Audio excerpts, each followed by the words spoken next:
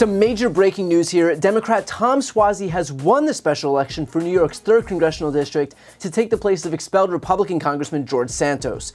And let's be clear, this was by no means a gimme. This district is a true swing seat. Santos won it by 7.5 points in 2022. The Suozzi win brings the House margin to 219 to 213, a razor-thin 3-seat majority for the Republicans.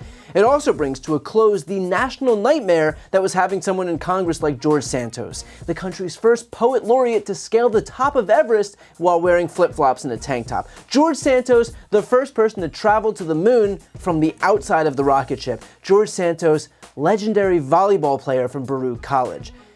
I mean, honestly, the fact that this guy was willing to lie about anything and everything and he chose to do the third thing but not the first two really was a waste of sociopathic behavior. Of course, if you still want to get a load of George Santos, he can be found on Twitter yelling endlessly into the void, pretending that he still holds any sway over politics, begging folks to buy his cameos, and most likely camping out on the doorstep of the casting director for Dancing with the Stars. Hang in there, George. I'm sure you'll get that call soon. Now, as for this election result, I know there are going to be folks who say you can't extrapolate anything from this, but let's just think about what Democrats have been able to do in just the last few years. In 2018, Democrats won the House by the biggest margin in U.S. history. In 2020, Democrats won the White House by 8 million votes and won both the House and the Senate. In 2022, which was supposed to be the big red wave year for the Republicans, they managed the House majority of only a few seats while still losing the Senate to the Democrats. And last year in 2023, Democrats flipped the Wisconsin Supreme Court to the Democrats, flipped 2 of the biggest cities still held by Republicans, Colorado Springs and Jacksonville, flipped the Virginia State House, and blocked any hope of a 15-week abortion ban in that state, won an abortion referendum in Ohio, and kept a Democratic gubernatorial seat in Kentucky. And just tonight, they won a Pennsylvania State House election, which keeps in place the Democratic trifecta, and flipped Florida's House District 35. So yeah, maybe we can find a pattern somewhere in there.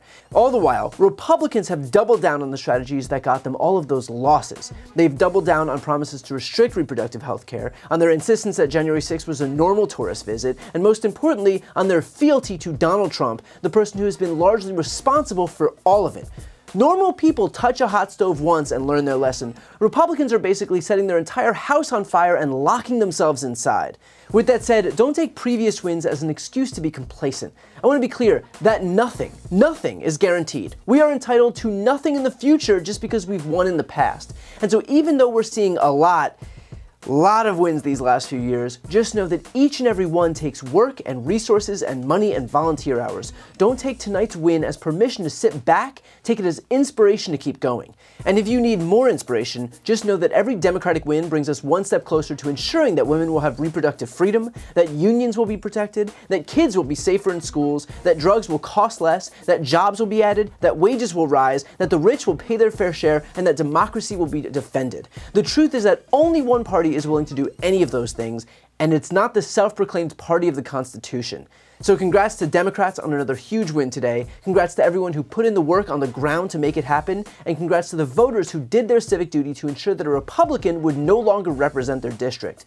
The GOP will almost assuredly change nothing moving forward, other than perhaps lunge even further to the right, which hopefully means that the results will serve as a harbinger of what's to come in November.